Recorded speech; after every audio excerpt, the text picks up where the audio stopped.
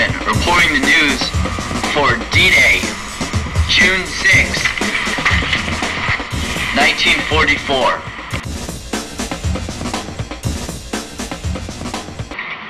On June 6, 1944, the U.S., accompanied by Canada and Britain, stormed the beaches of Normandy to start the liberation of Europe from Germany. The beaches that were taken were Utah, Omaha, Gold, Juno, and Sword. Germany thought that the Allies were going to invade Pas de Calais because the U.S. made inflatable tanks and airplanes that they stationed on the beach across from Pas de Calais to fool the Germans.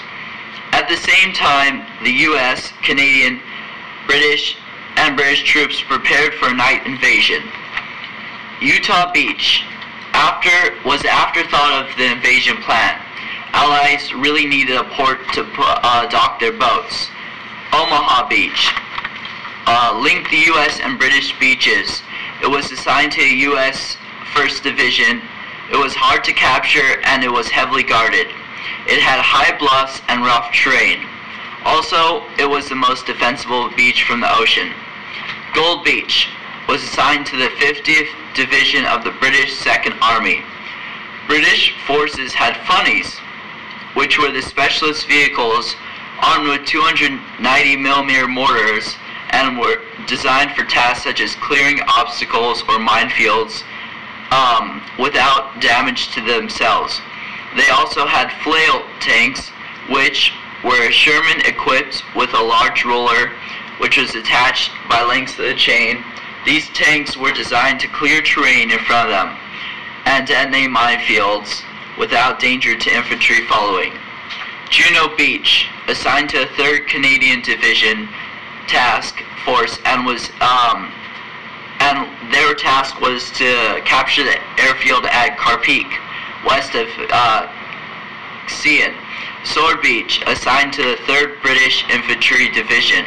They needed to get to Sion to join the British Airborne, but faced the 21st Panzer and 12th SS Panzer Division of Germany and were unable to seize more ground.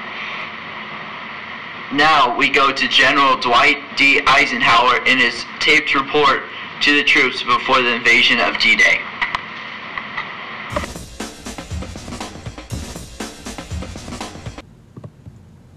Soldiers, sailors, and airmen of the Allied Expeditionary Force, you are about to embark upon the great crusade toward which we have striven these many months. The eyes of the world are upon you.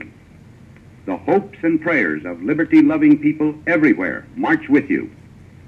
In company with our brave allies and brothers in arms on other fronts, you will bring about the destruction of the German war machine, the elimination of Nazi tyranny over the oppressed peoples of Europe, and security for ourselves in a free world.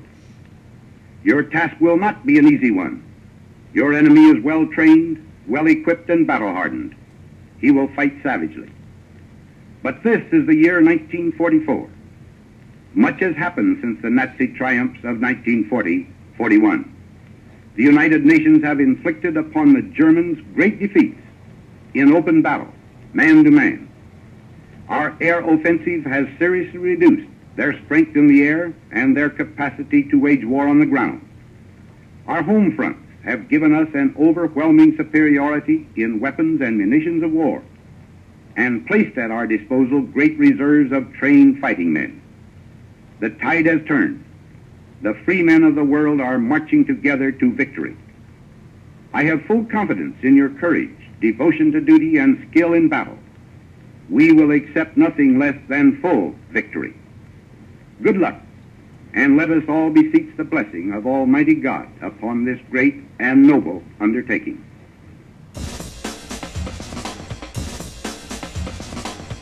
We thank you for listening to today's broadcast of the news. Check back with us tomorrow for more updates on events and politics.